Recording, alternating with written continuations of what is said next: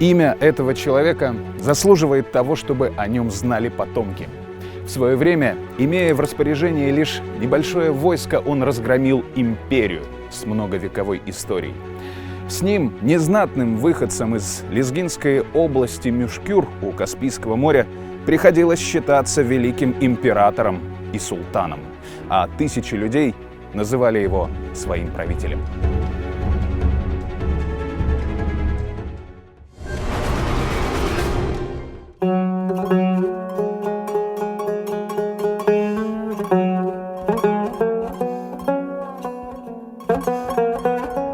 Обычно история о выдающихся личностях начинается с того места, где они родились и произошло их становление. Но в этот раз мы поступим несколько иначе. Я в Стамбуле, бывшем Константинополе, столице некогда крупнейшей империи мира. В нескольких часах отсюда Гелибалу, что на полуострове Галиполи. Город, где, вероятнее всего, покоится тело великого сына Кавказа Хаджи Давуда Мюшкюрского.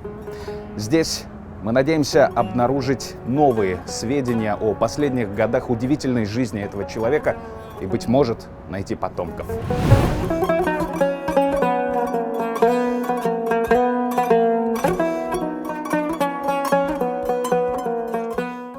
Восточный Кавказ. Традиционно под этим термином понимают территории современных республики Дагестан, самой южной части России, и Азербайджанской республики. В XVIII веке одной из самых крупных областей этого региона называли Лезгистан по имени наиболее многочисленного народа. Лезгины – один из множества дагестанских этносов, издревле живущий на землях Восточного Кавказа, где некогда существовало древнее государство лезгинских народов – Кавказская Албания.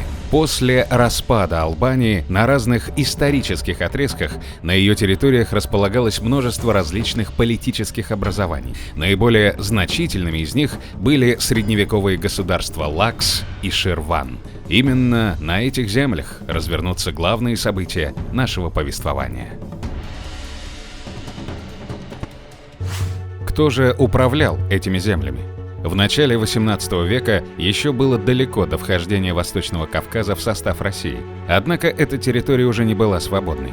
Почти за 200 лет до рождения нашего героя здесь начали закрепляться сефевиды – тюрки по языку, шииты по вероисповеданию. Господство сефевидов для Дагестана ничего хорошего не принесло.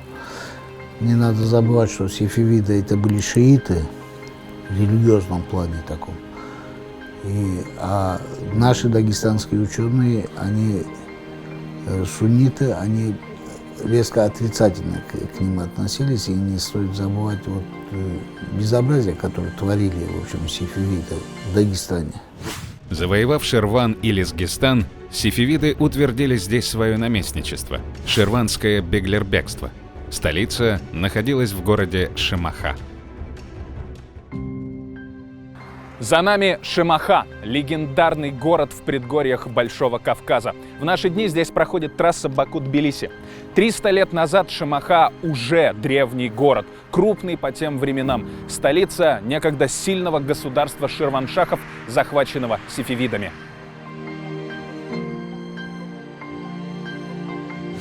Его населяли разные народы – лезгины, таты, тюрки, потомки арабов, христианские народы, удины и армяне.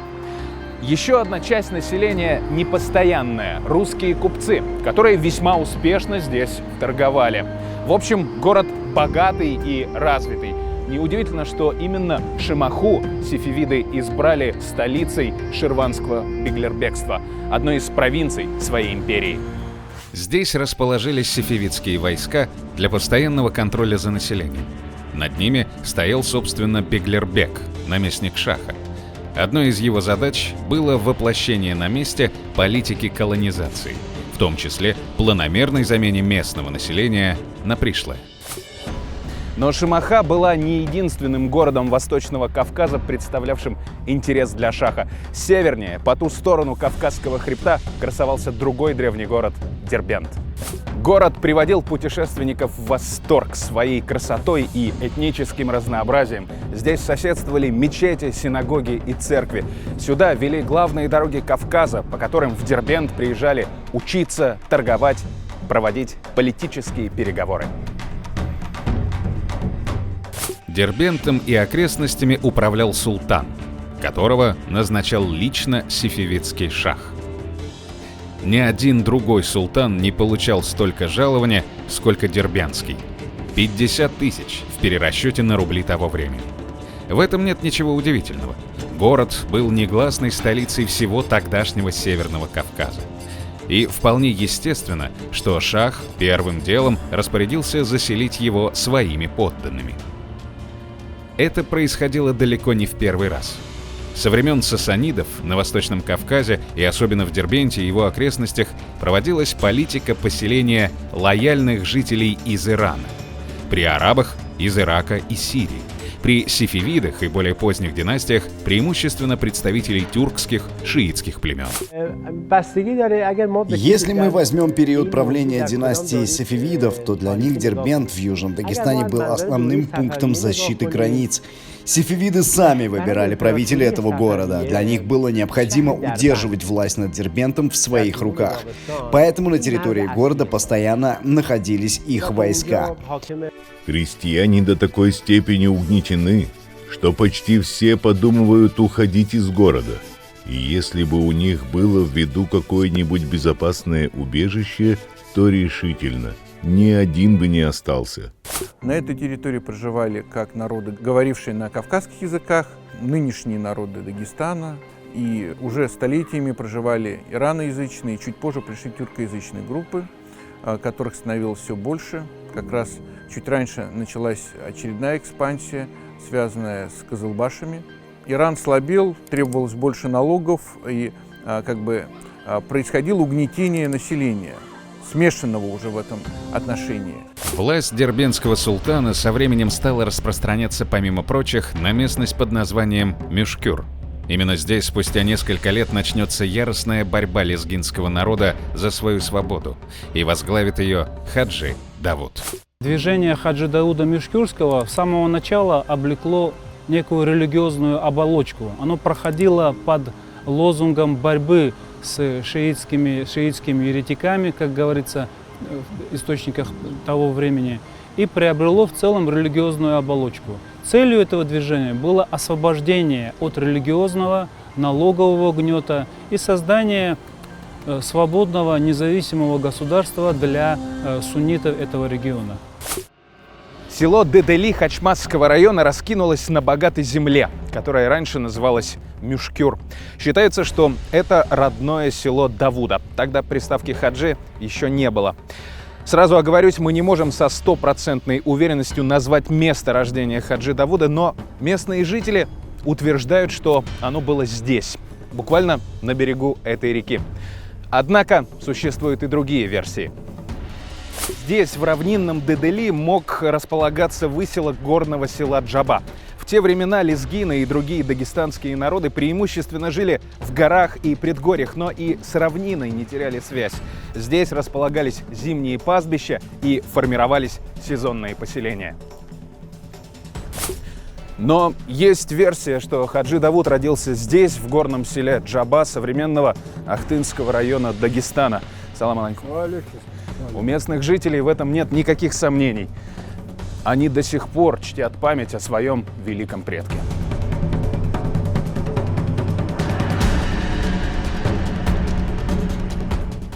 Давудбек простой породы, из Мюшкюра. Именем Дауд или Давыд, только умом остер. Поехали мы от низовой пристани в путь свой в 1 часу пополудни, до Мензиля Дедели, до которого нам сказали 3 часа, куда приехали в 5 часу пополудни. Ночевали там в деревне Хаджибека, о котором нам сказывали, что человек честный и знатный, и сей деревни господин.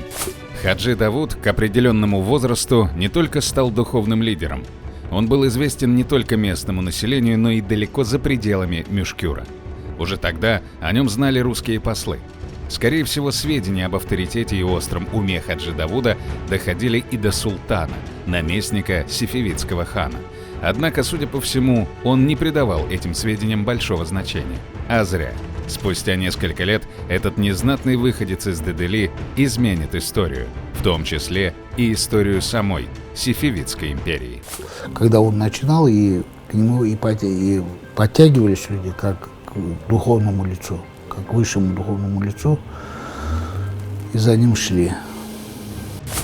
К началу XVIII века положение угнетенного населения становилось все хуже и хуже.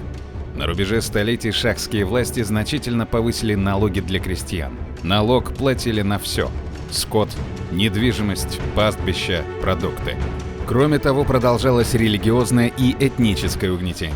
Естественный результат – по всей империи стали вспыхивать волнения. В Курдистане, Туркменистане, Хорасане, Грузии, Армении. Наконец, в Лезгистане. Первыми восстали Джар и Илису. В 1707 году повстанцы совершили набег на Шемаху, убили правителя Ширвана и разграбили персидский лагерь. Восстание повторилось спустя 4 года уже в больших масштабах. При фактически последнем правителе Сефевидской державы, при Султан Хусейне, Сефевидская империя переживала глубокий упадок. Этот упадок был не только экономический, он был и социальный, он был и идеологический. Разумеется, соседи сефевидов, как на западе, так и на севере, видели это ослабление Ирана и пытались использовать это в своих целях. По указу султана из Стамбула в Лезгистан были отправлены послы с требованием признать над собой власть османского правителя. Таким образом, турки пытались подчинить Лезгин своей воле. Вскоре история покажет, что никому не удастся сломить волю горцев к свободе. Тем временем Хаджи Давуд набирал все больший авторитет среди суннитского населения. К 1711 году ему удалось аккумулировать военную мощь многих могущественных горских правителей, среди которых Али Султан Илисуйский, Ахмед хан Кайтакский, Сурхай хан I Газикумукский и другие. На стороне Хаджи Давуда теперь были не только лезгины, но и большинство других братских суннитских народов Восточного Кавказа. Сейчас нам сложно понять, как непросто было объединить вокруг себя такие значительные силы. Напомню, речь идет о захваченной территории. Народ угнетен, и любое подозрительное или неверное действие влечет за собой незамедлительную расправу. Собрав достаточное войско, Хаджи Давуд не стал выжидать. Мюшкюр, Куба, Кюра, Ширван, Шики и Лису. Огонь народного гнева стремительно распространялся по землям Восточного Кавказа. Как мы знаем, Хаджи Давуду удалось привлечь на свою сторону такого серьезного союзника, как Сурхай хан. Чем обусловлено участие Сурхай хана в этих действиях, антииранских действиях, можно, наверное, судить о том, что он мечтал сам расширить свои владения за счет богатых областей Восточного Закавказья, прибрав их к рукам. Шахские наместники не успели прийти в себя, как Хаджи Давуд уже взял два важных укрепленных города – Шабран и Худат. В 1711-м объединенное 30-тысячное войско под командованием Хаджи Давуда осадило саму Шемаху, но город не был взят. Зато через год новый поход увенчался успехом. Однако тогда лезгины оставляют Шемаху и уходят в горы. Целью было уничтожить персидские гарнизоны, а не захватить сам город. А пока восстание временно затихает.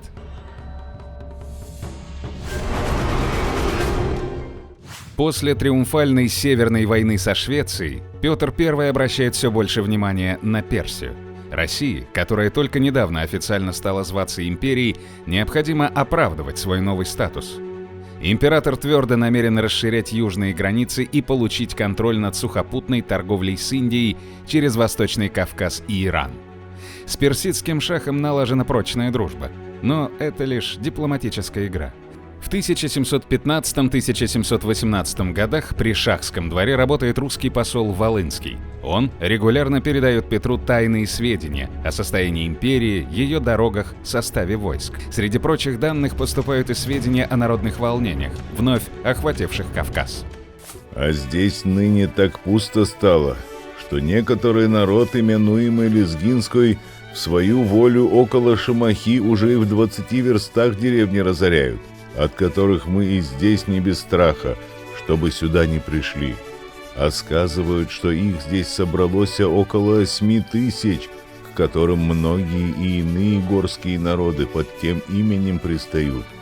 Пред несколькими днями прислали сюда дербентский султан нарочного курьера, который уже и к шаху с тем отправлен наскоро, что онные лезгинцы собираются и хотят в 17 тысячах прийти разорять Дербент, также и деревни, которые тама и около пристани Низовской. Здесь, в Шемахе, уже знали, лезгины скоро вернутся. Сам Хаджи Давуд продолжил набеги на шахские земли. К тому времени его союзники поубавили пыл и перестали открыто выступать против иранских властей. Повстанцы же продолжали углубляться в сефевидские земли. Уже гянджинский Беглербек согласился платить горцам подать. Кахетия фактически оказалась во власти лезгин. Видя все это, правитель грузинской Картли Вахтанг VI вынужден был подписать перемирие с джарцами. Шемаха же уже держалась на волоске. Поняв, что они лишились какой бы то ни было поддержки местного населения, сефевиды отчаянно боролись за сохранение империи. Из последних сил они пытались подавить восстание. Как известно, в таких случаях нужно первым делом обезглавить протестующих. В 1719 году шахским войскам удалось схватить Хаджи Давуда. Он оказался в тюрьме. Повстанцы остались без лидера. Шах и его ставленники ликовали, но недолго. Вероятно, Хаджи Давуда поместили сюда, в зиндан Дербентской цитадели. Сефевиды планировали продержать его здесь до полного усмирения дерзких лезгин, а потом публично казнить. Но они даже не могли представить себе, насколько огромен авторитет Давудбека к тому времени. Люди были готовы идти за ним до конца, поэтому его побег из тюрьмы был лишь вопросом времени. С помощью своих соратников Хаджи Давуд сбежал. Сюда он вернется, чтобы освободить древний город от захватчиков. Современники вспоминали, что после освобождения Хаджи Давуда горцы стали стекаться к его войску толпами со всех концов Лезгистана. Во время ревелии и конфузии рустаусские деревни между собой разделились, и те близ Дагестане лежащие соединились с нижними дагестанцами и себя к ним стали числить, а другие к бунтовщикам пристали, с ними заедино действовали и Даудбеку поддались. В этих условиях, когда восставшие имели перед собой организованную регулярную армию, было очень сложно найти ей серьезный противовес. Уже в июне 1720 года объединенными силами горцы вновь заняли Шабран и Худат. Увидев, что Хаджи Давуду сопутствует успех, свои отряды к нему высылает Уцми Ахмед хан и Али Султан Цахурский. Армия двинулась в сторону Шемахи, но взять ее сходу не удалось. Продолжали сопротивление шахские гарнизоны в Баку и Дербенте. Уже опытный политик, Хаджи Давуд понимал, что ему нужен сильный союзник. Северный Кавказ следует рассматривать как с точки зрения отношений Ирана с Османской империей, так и с точки зрения отношений Ирана с Россией. Сефевидам было достаточно, чтобы кавказские горцы, в особенности лезгины и аварцы, не нападали на города Шемахи и Ширван. Особенно, начиная с середины 16 века, эта борьба, периодически ожесточаясь, продолжается. В период, о котором мы говорим, первая половина 18 века, снова происходит ожесточение. Если посмотреть на заинтересованность Османской империи этой территории, то тут мы видим именно просьбу о помощи от мусульман-суннитов. Они просили защиты от иранцев. Понятно, что Османская империя, как и все три силы, понимает свои выгоды и интересуется ситуацией здесь потому, что с точки зрения экономики и географии это очень важный регион. Добившись успеха, Хаджи Давуд очень скоро осознал, что без серьезного союзника остаться самостоятельным правителем этих завоеванных территорий, обширных территорий, очень сложно. Вот почему, поскольку со всех сторон его владения были окружены территории этих могущественных империй. Вот почему на одном этапе он сделал ставку на союз с Российской империей. Пресветлейшему и державнейшему великого государя подручному, честнейшему и высокопочтенному и высокородному астраханскому боярину Ивану дружелюбия и доброго здравия желаю. Прежде всего нам от Кызылбаш многие обиды были, и покою нам от них не стало для того, что они сделали обиду через силу. И зато стали мы с ними, козылбаши, в неприятельстве, и за свою кровь им отомстим. И Дербент, и Шемаху, и Баку осадили, и при тех городах деревни разорили, и в которых числах будем брать и города. Будем милость Божия над нами, будет и дело ведать весь народ, а я ныне для дружелюбия пресветлейшему и державнейшему великому государю под руку идти так же, и юрты свои отдать, и ему, государю, верно служить готов. И как придет ваши войска, и что понадобится строить город или иное, что я и буду со всеми своими людьми великому государю служить верностью. А ныне присланному от вас в одном судне Чепаром мы сказали и по своей вере единым Богом, и по Курану, и по Шириете, и по Мартузалиевской голове, чтобы приезжали к нам торговые люди. А мы и волосам, и не тронем, и сколько людей мочи будет сделано добродетель. А я ныне чаю, что у нас будет все под моей рукою, и чтобы они, торговые люди, ни в чем не опасались, а я, прежде всего, к вашей милости написал письмо, что донести к великому государю, а отповеди нет, и иное письмо вашей милости объявил ли или нет, не ведаю.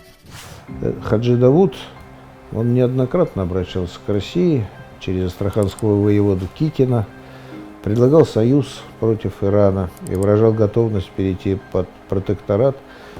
И, разумеется, это его желание российской стороной всячески поддерживалось, потому что она помогала реализовывать вектор российской внешней политики. Но, с другой стороны, были и такие деятели, как дипломат Волынский, представитель России в Иране и астраханский губернатор, который убедил Петра в том, что союз с Хаджи Давудом якобы ненадежен и не нужен. Я думаю, что это был просчет российской дипломатии. В случае долговременного и прочного союза с Хаджи Давудом позиция России здесь только бы окрепли. Поняв, что союза с Россией не добиться, Хаджи Давуд решает отныне полностью рассчитывать на собственные силы. Многотысячная объединенная армия горцев снова движется к главному оплоту сефевидского государства на Кавказе – Шемахе. Шемаха не раз испытывала на себе, что такое военная мощь лезгин. Но каждый раз все ограничивалось стремительными ударами и последующим отступлением. Теперь же горцы были намерены завоевать город. 11 августа 1721 года тысячный отряд лезгин подошел к крепости. Навстречу им вышло 3000-е войско кызылбашей. В считанные минуты войска Хаджи Давуда обратили их в бегство и погнали по улицам города. Но к вечеру вынуждены были уйти. На следующий день основными силами лезгины нанесли удар по укреплениям. Победители немедленно ворвались с воинственными криками, и хотя гарнизон и был застигнут врасплох, все же его не разбили. В этот день лезгины смогли только проложить себе дорогу в суннитский квартал, где они окопались. Рано утром, на следующий день, они выступили в полном порядке, намереваясь закончить завоевание города. Наместник недолго сопротивлялся. Он увидел, что покинут некогда подвластным народом. Известно, что поддержку в этом Хаджи Дауду оказали местные сунниты, которые жили в городе, и которые способствовали тому, что войска ворвались в город и в конечном итоге завладели всем городом. Иранские купцы, зная, что они будут за все, что, в общем-то, они творили в Дагестане, будут отвечать Ширвани, они пошли к русским купцам и сказали: можно мы на сохранение оставим наше имущество. Русские купцы согласились, и потом, но все-таки симпатии русских купцов были на стороне иранцев. И даже есть сведения о том, что часть русских купцов, они и сражались на крепостных стенах вместе с иранцами.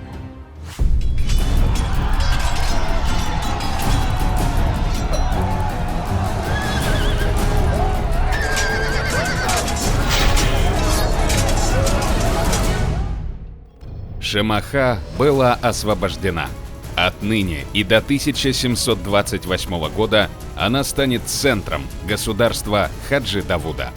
Освобождение Шемахи было больше, чем просто военным успехом.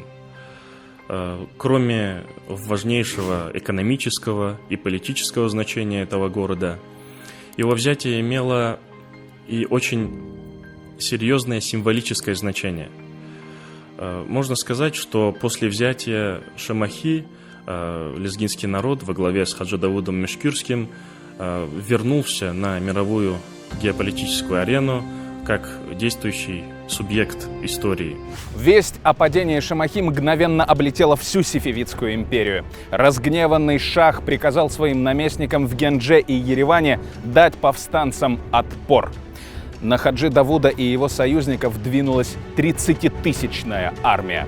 Но, узнав об этом, дерзкие лезгины двинулись навстречу шахским войскам. Кровавая развязка произошла здесь, на берегу реки Куры. Удар был настолько неожиданным и мощным, что сефевиды потеряли всякую мотивацию и повернули вспять. Несколько разбросанных отрядов армии бежали, преследуемые повстанцами вплоть до самой Генджи, Карабаха и Эревана. К концу 1721 года и началу 1722 отряды повстанцев установили свой контроль в Карабахе. Это сражение вновь прославило несокрушимый дух бесстрашных горцев, сосредоточенных под командой Хаджи Давуда.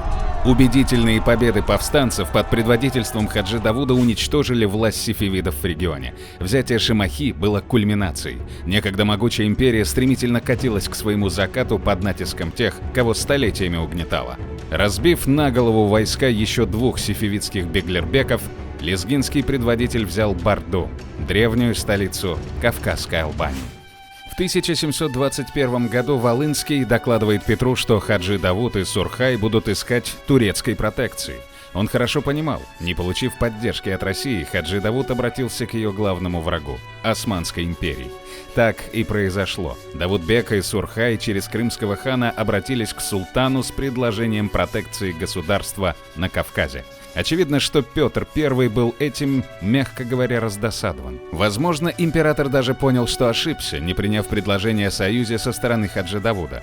Он пишет письмо канцлеру Головкину. «Господин канцлер, с его времени получили мы письмо от Волынского из Гребней, что он подлинно получил ведомости Шемахи, что бунтовщик Давудбек послал к султану турскому, чтобы его принял в свою протекцию. Чего для... Вам надлежит отправить курьера в Царь-город к резиденту, дабы он и там предложил, чтобы его не принимали под протекцию, объявляя, сколько убытку он нам сделал. 22 февраля 1722 года. Петр». Несмотря на предложение о партнерстве, султан не спешил на него отвечать. Как и Петру, ему было очевидно, что на роль вассала Хаджи Давуд не согласен. Он фактически создал свое государство и предлагает османскому властителю с ним сотрудничать.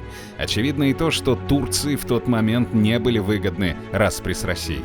Султан решил дождаться, пока Хаджи Давуд сам завершит борьбу против персидских захватчиков, а далее действовать по обстоятельствам. Череда военных побед вела Хаджи Давуда все ближе к полному разгрому сефевидов. За спиной Барда и Карабах. На тот момент, даже если бы он захотел остановиться, память о тысячах павших повстанцев не позволила бы ему это сделать. Заняв Карабах, войска Хаджи Давуда двинулись сюда, на Гянджу. Сначала ее защищал кахетинский наместник Константин, затем его сменил картлийский царь Вахтанг VI. Его задачей было сохранить независимость Грузии. Кроме того, его поддерживал Петр I. Хаджи Давуд отказался от сражения с ним. Тот же в ответ не стал преследовать лезгинское войско. В конце мая 1722 года Хаджи Давуд со своим войском, покорив племена Муганской степи, вплотную приблизился к Ардебилю, колыбели сефевидского государства. Ардебиль – родовое гнездо сефевидов. За моей спиной мавзолей основателя суфийского ордена Сефивие, шейха Сефи ад-Дина. Он построен в 30-х годах XIV века. Со временем главы этого ордена, носившие титул шейхов, значительно усилятся и начнут претендовать на власть не только духовную, но и светскую. Именно отсюда в середине 15 века шейх Джунейд начнет военные походы против лезгин, в одном из которых найдет свою смерть. Его мюриды похоронили его в селе на южном берегу Самура, в лезгинском селе Яргун. Здесь расположен мавзолей шейха Джунейда. Его сын и наследник Хайдар повторит участь отца. Его армия также будет разгромлена, а сам предводитель убит в землях Табасарана. К этому времени официальной религией ордена станет шиизм, а его воины будут носить на голове челму с 12 красными полосами в честь 12 шиитских имамов. Отсюда их название – Кызылбаши, что с тюркского переводится как «красноголовые».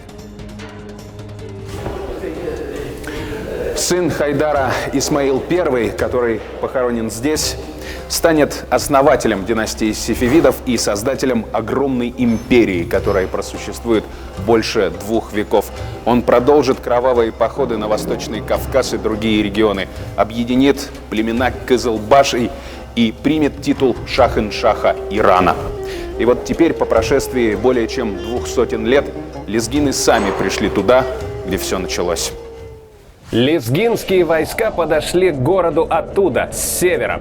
Удар Хаджи Давуда по Ардебилю был очень символичен. Некоторые исследователи оценивают его как своеобразное возмездие за все те страдания, что принесли сефевиды жителям Арана, Лезгистана и сопредельных земель. За вековое порабощение, за попытки лишить их культуры, языка, религии, истории. Осада Ардебиля длилась 17 дней. Наконец город пал. Участь его жителей была незавидной. Даниш Усми и Даудбек с Кучук-ханом Муганским согласяся, ходили нынешнего лета в Ардевиль, которую всю разорили, куда перед тем Алдигерей посылал с ведомостью своего уздения именем Абдулу. Когда он и пришли в Ардевиль, тогда и помянутого уздения там ранили, и посему также и по всем его алдигереевым разговорам видно, что он весьма шаховой партии. Хаджи Давуд не мог не видеть успеха афганцев на Иранском фронте. Падение Исфахана дало ему карт-бланш. Самое время действовать. Сефевиды только что потерпели очередное поражение. И нет более удачного момента, чтобы захватить один из крупнейших городов. Главная же цель – не сам захват. Хаджи Давуд стремился как можно дальше отбросить иранцев от границ Восточного Кавказа. Это не был поход грабителя или захватническая атака. Это было естественное продолжение освободительного движения горцев. Тегеран – один из крупнейших мегаполисов Ближнего Востока, столица Исламской Республики Иран. Уже при сефевидах город был важным опорным пунктом государства. Роль Тегерана еще больше возросла после того, как блестящий Исфахан, который в Иране называют «половина мира», в 1722 году пал под ударами афганцев под предводительством Мир Махмуда, что фактически стало концом сефевидской империи. Вслед за Ардебилем Хаджи Давуд взял и Тибриз, первую столицу сефевидов. Тибриз – один из самых холодных городов Ирана. В наши дни это важный экономический и культурный центр с развитой промышленностью и населением в 1,5 миллиона человек. Это одна из многочисленных галерей Большого центрального базара Тибриза, внесенного в список всемирного наследия ЮНЕСКО. И в Средневековье город играл роль значимого торгового узла и перевалочного пункта на Великом Шелковом пути. Не зря его выбирали столицей в разное время и ильханы Ирана, и туркоманские султаны, и сефевиды. О взятии Хаджи Давудом нам рассказывает ценный исторический документ Кайме Бедреддин Заде Али-Бея. Это дошедшее до нас тайное донесение о положении дел в приграничных районах державы сефевидов, подготовленное по поручению Совета при Османском султане. Взятие Исфахана, последующее падение Ардебиля и Тибриза стали началом конца государства сефевидов. Сам же Хаджи Давуд отныне был не просто лидером повстанцев, он стал играть большую роль на международной политической арене. Его имя то и дело фигурировало в докладах императорам, как турецкому, так и русскому. У иранцев есть поговорка: «Если шах глуп, он идет войной на лезгин». Ее приводит, в частности, английский коммерсант и путешественник Джон Ханвей в своем историческом отчете о британской торговле через Каспийское море с революциями в Персии, изданном в Лондоне в 1753 году. История неудачных попыток покорения горцев от Джунейда до грозы вселенной Надиршаха оставила свой яркий след в народной памяти. Кызылбаши были уверены, что их правление на Восточном Кавказе продлится вечно. Теперь же это была вотчина Хаджи Давуда, когда-то простого вольного крестьянина из лезгинского села, а ныне главы государства, которые признали крупнейшие державы того времени. Однако сам Хаджи Давуд еще не знал, чем обернется для него новый статус. Несмотря на его успехи и признание их турецким султаном и российским царем, ни один из них не собирался отказываться от своих претензий на кавказские земли. К 20-м годам 18 века Петр I все больше утверждается в статусе императора. Границы государства стремительно расширяются. На новых рубежах появляются мощные крепости. Уверенности прибавил разгром Швеции, строительство новой столицы, создание собственного флота. Осознав в полной мере значение открытых морских путей для экономики империи, Петр решает во что бы то ни стало подчинить себе южные моря, в первую очередь Каспийское. Петр мечтал, можно с уверенностью сказать, что у него вот такие виды на будущее России в этом районе, они были. Но персидский поход, он, конечно, носил в первую очередь значение такого первого проникновения и закрепления России здесь. Что облегчало реализацию задач Петра, тот факт, что здесь были многочисленные христианские народы, которые склонялись к своим единоверцам, то бишь к России, и суннитские народы, которые держались стороны Турции. Это тоже создавало дополнительное напряжение, но и давало новые шансы для России укрепиться здесь. Свою истинную цель российский император озвучивать, однако, не спешил. Собирая корабли и войска и ведя их в сторону Персии по берегу моря через Дагестан, он заявлял, что идет на помощь персидскому шаху. Под ногою его бывшей лезгинской земли владелец Даудбек и Казикумукского уезда управитель, называемый Сурхай, который из тех сторон от разных народов много возмутителей и бунтовщиков собрав, против высокостепенного шаха нашего друга объявил бунт поднять. Тем, кто не будет оказывать русскому войску сопротивления, гарантировалась полная безопасность. И вновь краеугольным камнем выступает Шемаха. Петр объявил, что отправил войска за сатисфакцией. Дескать, мы накажем бунтовщиков за то, что те ограбили русских купцов год назад. Кроме того, в планы императора входит завоевание Баку и Дербента. И в этом ему должны помочь объединенные войска грузин и армян под командованием все того же Вахтанга VI. По легенде, где-то здесь Петр I сложил каменную пирамиду. Каждый солдат бросил по одному камню. Таким образом получился своеобразный памятник и походу, и многочисленности российского войска. Спустя более чем столетие в память о тех событиях основанный здесь город назовут Порт-Петровск, ныне известный нам как Махачкала. 23 августа наиб Дербента имам Кулебек выехал навстречу Петру и, стоя на коленях, вручил ключи от города. В целом население Дербента восприняло этот поход достаточно лояльно, видя в нем избавление от бесконечных набегов, которые устраивали сторонники Хаджи Дауда. В течение недели войска Петра завладевают множеством прикаспийских территорий. Многие местные феодалы добровольно переходят на его сторону. Император сообщает Сенату: «В сих краях твердо ногою стою». В конце августа 1722 года царские войска вышли из Дербента и встали здесь, на берегу реки Рубас, где она впадает в Каспий.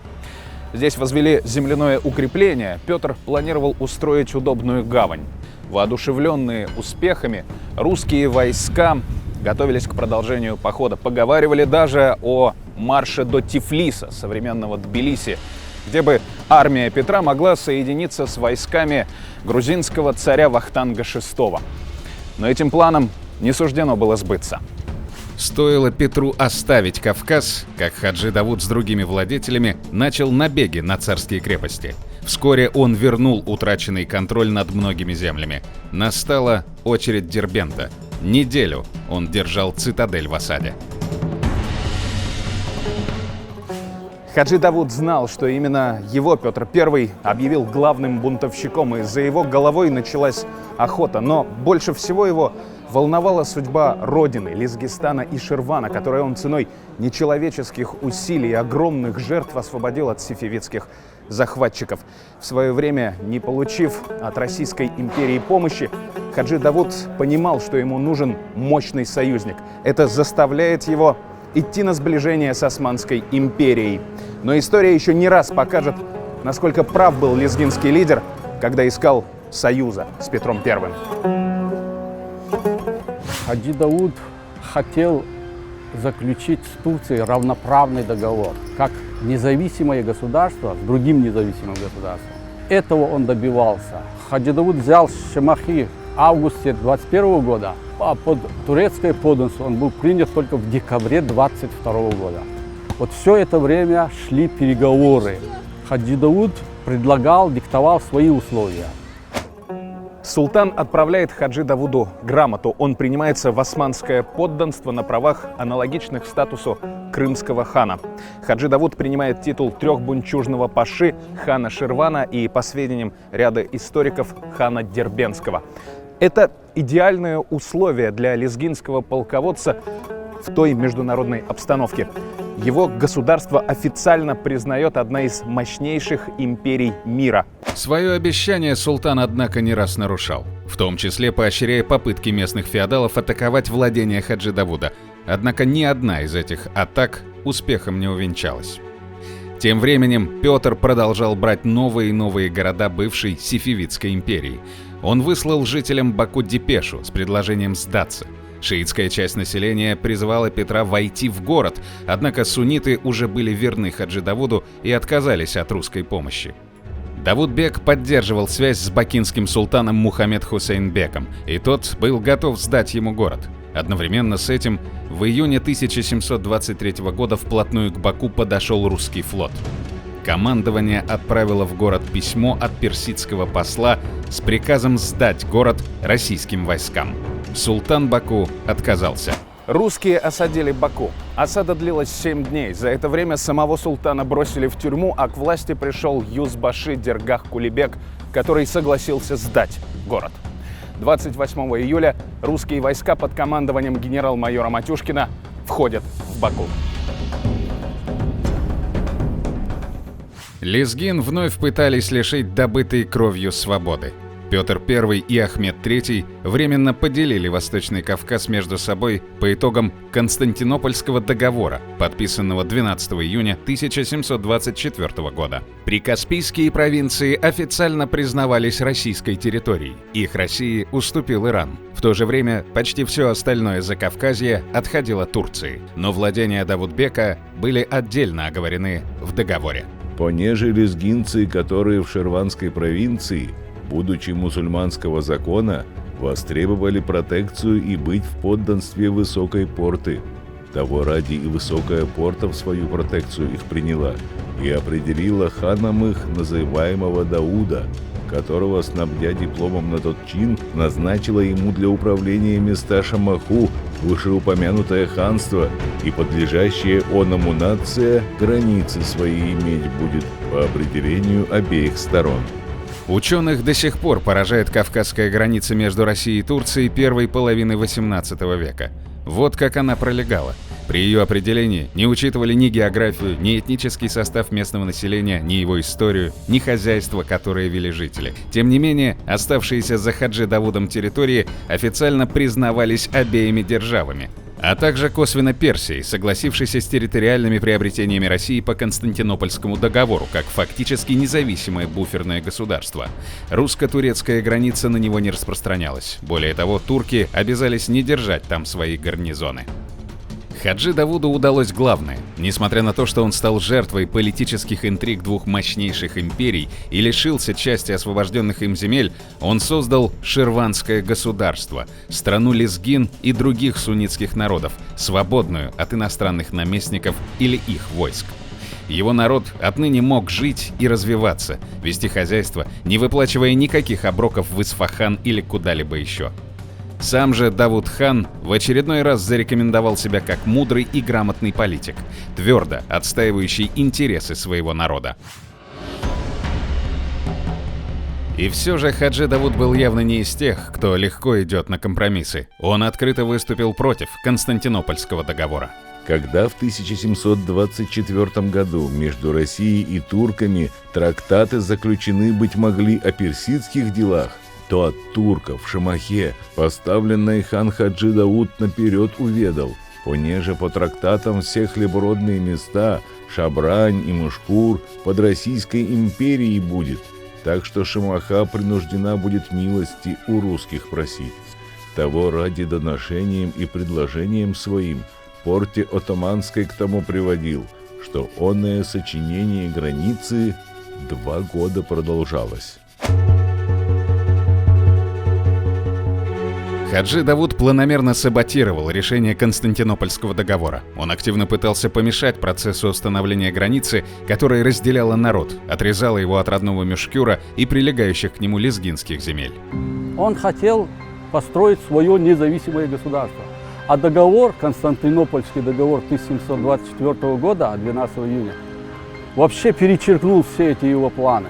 Он просто стал жертвой не только борьбы двух больших государств, я бы сказал, 3 великих империй, в том числе и Сефевидской. Авторитет Хаджи Давуда не вызывал никакого сомнения у глав окружавших его государства-держав. На свою сторону его пытался призвать персидский шах, но получил отказ. Османский султан отправлял к Давудбеку послов, видимо, пытаясь уговорить полностью подчиниться своей воле. Переговоры не увенчались успехом. И здесь вновь проявляется дальновидность и стратегическое мышление Хаджи Давуда. Он четко осознавал, что у взаимовыгодных отношений с Россией гораздо больше перспектив, и поэтому предпринял еще несколько попыток наладить эти самые отношения. Результата они не принесли, но об этих планах узнали в Стамбуле. В мае 1728 года Хаджи Давуд получает приглашение от турецких властей сюда, в Генджу. Официальная причина – дружественная встреча. Он только что получил очередной отказ от российских властей, поэтому визит пришелся очень кстати, можно было наладить отношения с османами. Хаджи Давуд не подозревал, чем завершится для него эта поездка. Он ехал на эту встречу как правитель страны. Его приглашал покровитель и халиф всех мусульман-суннитов. Разве можно было от формального рандеву на высшем уровне ждать подвоха? Подробностей тех событий мы не знаем, но сразу по прибытии в Генджу Хаджи Давуда арестовывают и незамедлительно отправляют в турецкий город Эрзурум. Оттуда перевозят на Родос. Новым ханом Ширвана назначают Сурхая Казикумухского, который давно мечтал об этом статусе. Большую часть жизни в изгнании Хаджи Давуд провел на острове Родос. Сегодня это Греция, а тогда территория Османской империи. Важный транспортный узел на Средиземном море. Хаджи Давуд жил здесь со своей семьей, 4 сыновьями, 2 братьями и прислугой. К ним была представлена охрана. С одной стороны, для личной безопасности, с другой, чтобы не дать пленникам сбежать. В связи с тем, что Хаджи Давуд хан был последним ханом Ширвана, важной личностью, ясно, что человек, который имел столько друзей, имел столько же врагов. Поэтому взятие его под охрану османским государством для того, чтобы ему не причинили вред, было самым простым путем и верным решением. И на Родосе это было легко. Но чуть позже Хаджи Давуд хан Говорил, что не может адаптироваться там, что ему чужды местный воздух и вода. Позже он заболевает и делает прошение, и османское государство отправляет его в Гелиболу. Полуостров Галиполи и город Гелиболу известны прежде всего как арена ожесточенных битв Первой мировой войны с участием русских, английских, греческих, даже новозеландских и австралийских войск. Ежегодно сюда приезжают делегации этих стран, чтобы почтить память павших воинов. За моей спиной мемориал в их честь. Но за 2 века до Первой мировой войны эти территории представляли собой глубокий тыл Османской империи, все еще могущественной в то время. Именно сюда, на берега пролива Дарданеллы, нас привели следы Хаджи Давуда.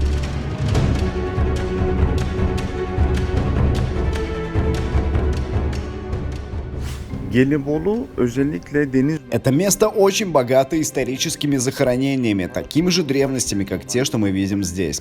Безусловно, очень богатое место, но помимо этого там есть то, чего, возможно, и не было во всей Анатолии. Турецкий историк Яшар Баш в своей статье «Хан Ширвана Хаджи Давуд. Его политическая борьба, жизнь и семья в изгнании» раскрывает некоторые подробности последних лет жизни лезгинского предводителя. Именно их мы и взяли как основную наводку в поисках места захоронения Хаджи Давуда.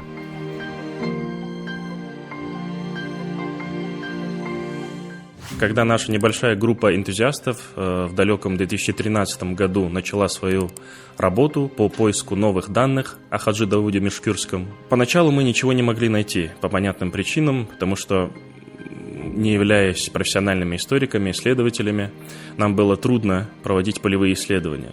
Помогла нам, по сути, случайность. В одной из смешанных книжных лавок нашлась книга «История Гелиболу», в которой было конкретное упоминание Хаджи Давуда Мишкюрского.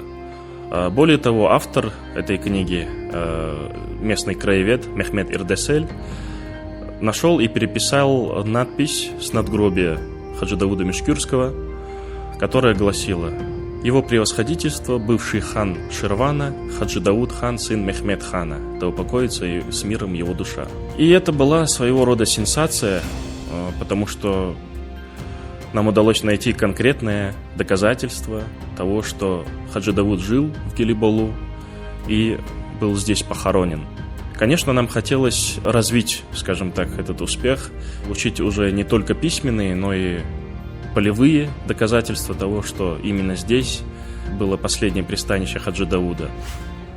В 1735 году семья Хаджи Давуда была поселена здесь, в Гелиболу. Мы пока точно не знаем, жил ли сам Хаджи Давуд в Гелиболу какое-то время или был перемещен сюда уже после своей смерти. Есть еще одна версия, что он умер по пути с Родоса в Гелиболу. Его сын Мехмед Керимбек был отправлен обратно в Шамаху, где впоследствии и скончался. 2 других сыновей, Сулейман Бек и Тахир Бек, погибли еще раньше. Жена лезгинского правителя, остальные дети и свита продолжали жить здесь, в Гелиболу.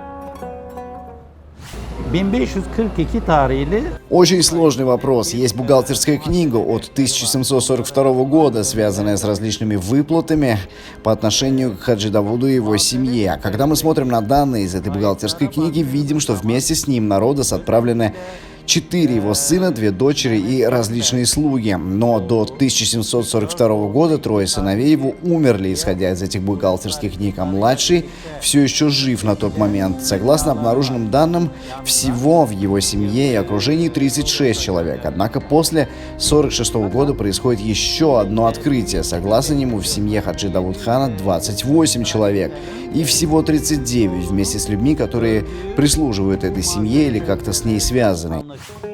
Для почетных пленников государством были арендованы помещения в 8 домах. Членам семьи, включая старшего сына Абдул-Керимбека, была назначена месячная выплата из османской казны. Только вдумайтесь, сколько почестей семье врага, которого, по сути, взяли в плен. Это может говорить только об одном. Хаджи Давуд хоть и был соперником султана, но воспринимался им отнюдь не как подчиненный, как это пытаются преподнести некоторые авторы. Нам крайне мало известно о потомках Хаджи Давуда. В начале нулевых здесь, на старом кладбище Языджизады, был найден надгробный камень его дочери Рукии. Есть еще один след. В первой четверти 20 века в стамбульских театрах шли пьесы некой Фехиме Нюсхет. О ней мало что известно. Жена губернатора Йемена занималась политической деятельностью, участвовала в благотворительности, боролась за права женщин. А еще она была прямым потомком Хаджи Давуда Мишкюрского. Фехиме умерла в 1925 году.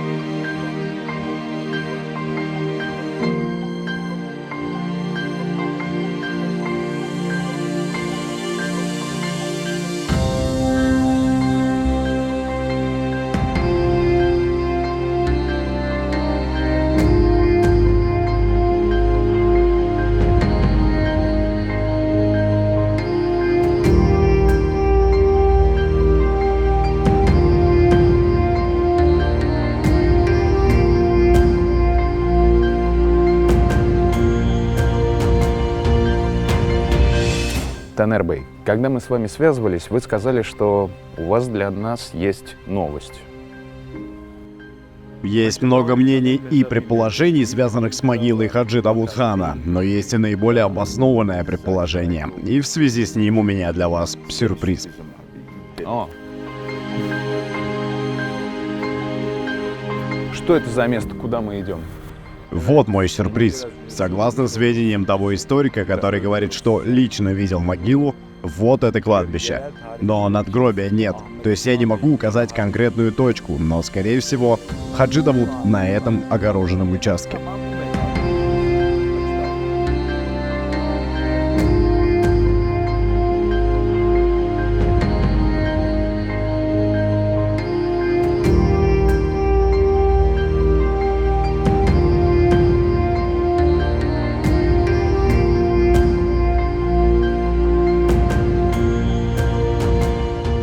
На этом кладбище похоронены Ахмед Бичан и его брат Мехмед Бичан. Здесь не хоронили простых людей, только важных личностей. Известный историк Ахмед Тунат сказал, что сам видел здесь могильный камень Хаджи Давуда, но потом его забрала и спрятала префектура для сохранения, чтобы не портилось.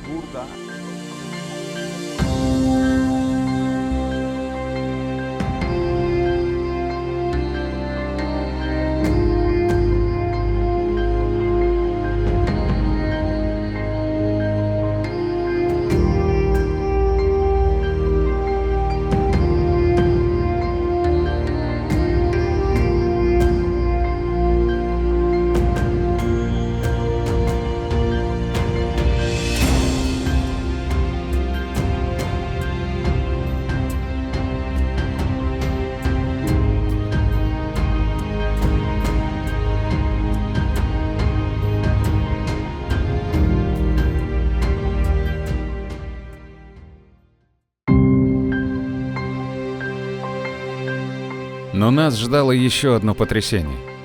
Буквально в полусотни метров от кладбища расположилась маленькая улица, на которой осталось несколько старинных жилых домов и заброшенных построек. Турецкий историк Ахмед Туна, проведя ряд исследований, пришел к однозначному выводу. Это те самые дома, в которых жила семья Хаджи Давуда. Недалеко отсюда находится могила Хаджи Давуда. Я сейчас на той самой улице, в том самом квартале Гелибалу, где размещалась семья Хаджи Давуда. Мы видим традиционную османскую архитектуру. Эти деревянные перекрытия и каменная кладка, скорее всего, относятся к тому времени.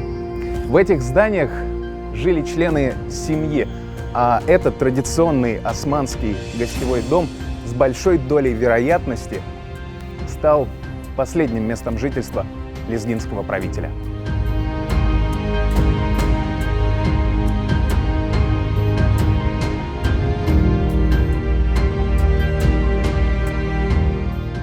Еще один вопрос, который не давал нам покоя. Раз Хаджи Давуд и его семья были переселены сюда, в самое сердце Османской империи, то в современной Турции должны ведь найтись потомки. 300 лет по историческим меркам это не так много, и связь поколений проследить возможно. Я уже собирался уезжать из Стамбула, когда мне позвонили и сообщили просто невероятную новость. Признаться, я такого даже не ожидал. Наша команда совершила невероятную находку. Не секрет, что у правнучки Хаджи Давуда, Фихиме Нюсхет, о которой мы уже рассказали, был сын, тоже известный поэт Джеляль Сахир Эрозан, один из виднейших деятелей турецкой литературы 20-го столетия. Он не раз упоминал о своем дагестанском происхождении. А это культовый турецкий отель и ресторан «Мача Кызы» – «Пиковая дама». Его открыла еще в 70-х годах прошлого века турецкая предпринимательница Айла Демиролу. А сейчас отелем владеет ее сын Сахир Эрозан. Известный ресторатор, политик, экс-советник Билла Клинтона, правнук и тезка того самого поэта Джеляля Сахира Эрозана, праправнук Фихиме Нюсхет и прямой потомок Хаджи Давуда Мюшкюрского. Расскажите, пожалуйста, немного о вашем знаменитом дедушке. Для меня это большая честь. Спасибо вам, что нашли меня. Мы говорим о довольно долгом периоде времени.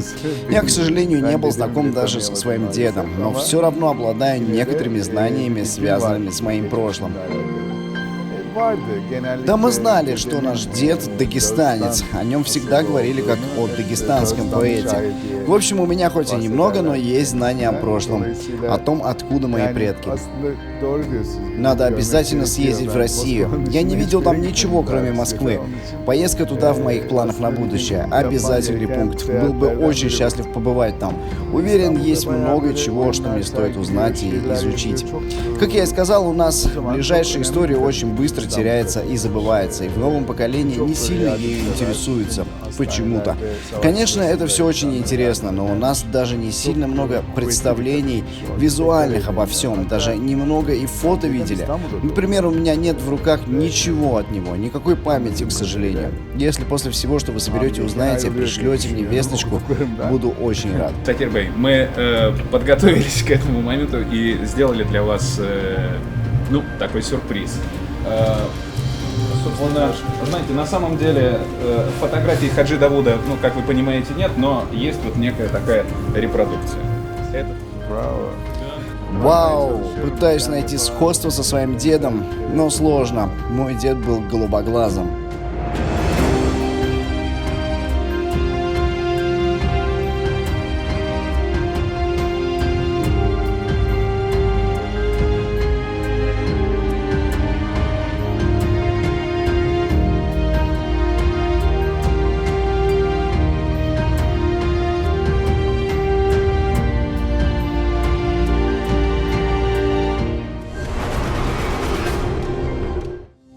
В истории лезгинского народа место Хаджи Давуда до сих пор еще должным образом не оценено. Для этого есть и объективные причины, и субъективные причины. Объективные причины касаются того, что нам до обидного мало пока еще известно о многих историях, о многих сторонах деятельности этой исторической, выдающейся исторической личности, но и непосредственно о ходе этой народно-освободительного движения. Он является одним из первых, кто поднял знамя антисефевидской борьбы в Дагестане. Это его значение. Плюс того, что это был ученый человек. И надо исходить к его личности, исходя из этих критериев. И как ученого, и как воина. Для меня Хаджи Давуд, помимо всего прочего, это, пожалуй, самый яркий в нашей истории образец борьбы за свободу и независимость. Это человек, который не только словом, но и делом показал, что значит бороться за свой народ и его будущее. И он стал, скажем так, первой яркой фигурой, символом народного противостояния поработителям, тиранам и так далее. Это человек, который вобрал в себя, да, все и патриотизм, и любовь к родине, и мужество, и как вы сказали, это еще он ученый, духовный человек. Это человек, который владел и знаниями прекрасными владел, и имел такое мужество. Если кратко, то могу сказать, Хаджи Давуд на самом деле человек-знамя. Его смелость, преданность, огонь в глазах вдохновляли людей. Он глава восстания за независимость на Кавказе в борьбе против Ирана. Но оставшись под давлением иранским и российским, одновременно он понимает, что сил его недостаточно и обращается к османскому государству. Это тоже показывает его мужественность. В связи с чем османы и не хотят его обижать, относятся с уважением. Мы познакомились с Хаджи Давуд-ханом весьма недавно. Как мы смогли изучить, в 1715-35 годах он был важным государственным деятелем, основателем лезгинского государства в Ширване на берегах реки Самур. Вот в таком качестве мы его знаем. То есть, безусловно, это наш государственный деятель, и для нас его фигура очень важна. Даже если у нас и нет глубоких знаний, он для нас государственный деятель, важный человек, предок, старший. Мы говорим о нем с уважением. Назовем это родиной, очагом, домом отца. Материнская родина у нас здесь, в Турции, отцовская — Дагестан. На нас всех лежит такая ответственность. Мы его не преувеличиваем, чрезмерность, или не скрываем. Мы просто хотим узнать правду про этого человека. Если он был на самом деле достойным человеком, его надо выявить, довести до общественности. И как всех остальных этих достойных людей, вот именно до мечи, это разные другие места, чтобы назывались его честь, постоянно было сознание людей, чтобы он был примером это для них в хороших деяниях. Незнатный выходец из небольшого лезгинского селения, один из величайших правителей в истории Кавказа, прекрасный дипломат, расчетливый стратег, духовный предводитель, мударис и имам, верный своим идеалам. Кем же был Хаджи Давуд? На этот вопрос все еще предстоит ответить историкам, политологам, даже психологам. Да, он стал жертвой интриг, оказавшись между двумя гигантскими империями, но он создал государство, которое эти империи признавали. Да, помешали внутренние распри, многочисленные предательства со стороны местных феодалов.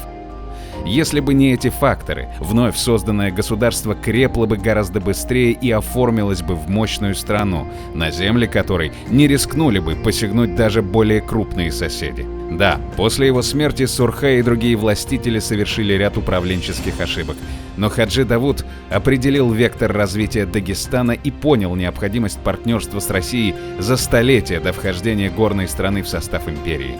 Да, его предавали, он терпел поражение, но доказал, имея волю к свободе и верность своему народу, можно даже с небольшой армией брать неприступные крепости, целые города и сделать этот народ свободным, победив целую империю. История Хаджи Давуда продолжает жить. Пусть не на родине, в Лезгистане, а здесь, на берегах Босфора, но кровь героя продолжает течь в жилах его потомков. Но, может быть, намного важнее то, что дух великого предка продолжает гореть в наших сердцах. Пока жива память о Хаджи Давуде и его выдающихся свершениях, жив лезгинский народ. Нет никаких сомнений, если лезгинам придется выбрать, чье имя написать на вековом знамени своего народа, этим именем станет Хаджи Давуд Мишкюрский.